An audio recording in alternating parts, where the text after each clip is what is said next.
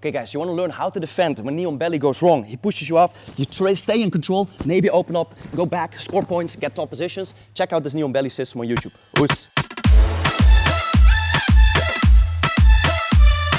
Welcome back in the gi guys, Tum and Sandro here. Today we're going to show you knee on belly, not as a position, but a little bit of systematics on the knee on belly, how to use it as a dynamic position and keep your partner on the defense. Let's just quickly get to it. So, I assume you're familiar with the position knee on belly. Now in the gi, I'm just going to quickly go over some of the details.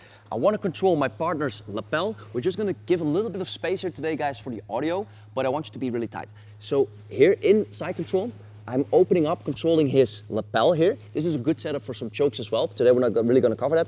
And I want to control his pants with my hand. Now, why the pants? Because if I control the jacket or the belt, it might slip off. So there's space between my elbow and my armpit, which is his underhook, so he can pummel in and use that underhook to go for my back or wrestle up. So what I want to do is I want to control the pants. Now if the pants, they're tight, if the pants slip off, we're going to have a real good time. So the pants are pretty tight. I want to use my hand on the pants and then keep my elbow tight as I pop up to knee on belly. Now, you might have learned putting up a lot of pressure and lifting your hip up and pushing and hurting him. That's cool. Trust me, I really like to hurt Sandro, but it's not the tightest knee on belly all the time. Sometimes I just really want to keep it on the low. I keep my foot, it's hard to see guys, I keep my foot really tight on his hip. So there's no space for him to get between my ankle, my shin, and start to re-guard from there. Because those are the two things I'm most worried about. The re-guard, him catching his guard back, or worse yet, him trying to wrestle up for a single leg or for my back and start trying to wrestle up here. Yeah? Either with the underhook, or if he cannot get the underhook from my leg. Now, as we're here in this knee on belly, I want to be here for a few seconds, especially in the gi and IBJJF rules, because that's when I will score my points. One of the things I have to do in that case is keep this knee off the mat. So here, I won't score the points. Here, I will score the points. I'm also want to focus that Sandro cannot go towards my leg and then start sweeping me from there. So first thing for the beginners, don't put your leg here. That's rather stupid.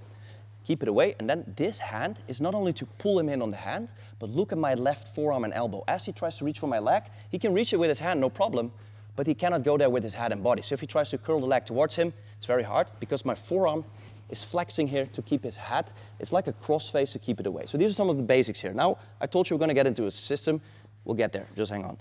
In this knee on belly, controlling the pants, closing up this underhook distance. If he wants to reach for the underhook and get up, no problem. The more he reaches, the more he gives me, let's go, he gives me arm bars and attacks here, whatever. But today, I'm not gonna do all the cool submissions, but I don't want him to reach for that underhook. So if you have this and there's space, this is rather stupid, yeah? Unless I'm baiting him to go for a dart or whatever, but now, keep it tight, keep this tight, get the knee on belly.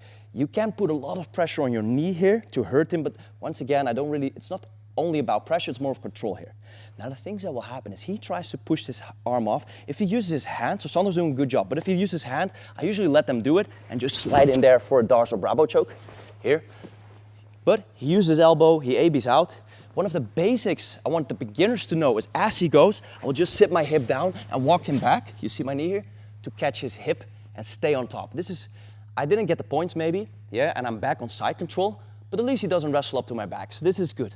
But if you want to stay in knee on belly, or you want to stay in this knee on belly system, this is what happens.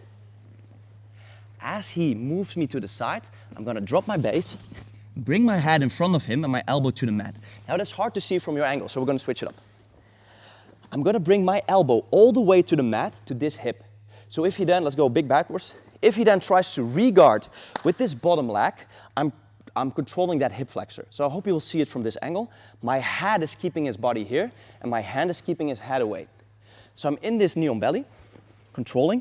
He bridges me off, I'm basing here. Now if he tries to bring his leg in for the guard, there's a lot of pressure, yeah?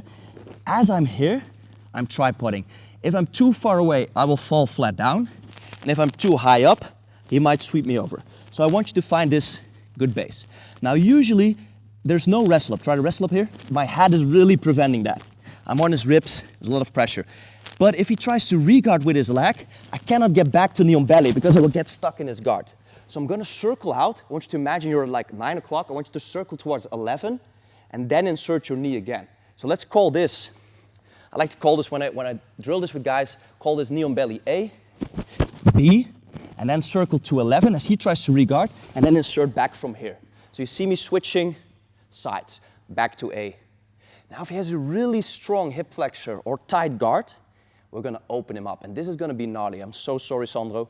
What I'm going to do is I'm going to switch all the way to C, and it's not my legs switching, so it's not going to be my legs, but it's also going to be my hips with my weight, like long stepping. Yeah, it's a good mechanic to drill for yourself. What I'm going to do, I'm going to go to B, control his hip flexor, circle as he really tries to regard. I'm going to put this knee in and open his head up. Let's turn a bit towards the camera.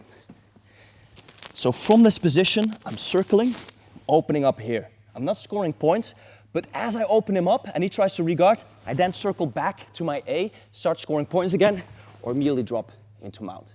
So this flow and switching these sides, the only one that scores point is the A position. Yeah, I want you to know that. But it's not always about points, it's also about maintaining on top and keeping that pressure for the knee on belly, because they're all tight, right? A, B, and C. As I switch to C, I'm gonna crush his neck, pull in, which will open up his body. He wants to ball up, I'm opening up, and that will bring me back in A without getting regarded. Now, this is what I want to drill you guys. If you want to continue here, we're not going to do this here, but if you want to continue, you can also mix it up with submissions or opening up the jacket, going for like baseball chokes. I have a video on that. And then threat and chokes, submissions, positional advantage all the time while keeping him completely under tight control in A, B, C, and back to A. Yeah? I hope you guys like this one. Be sure to like our channel. Really appreciate that. Follow us. Click the subscribe button so you get a notification when we have a video, and check out our other videos. See you next one. Buise.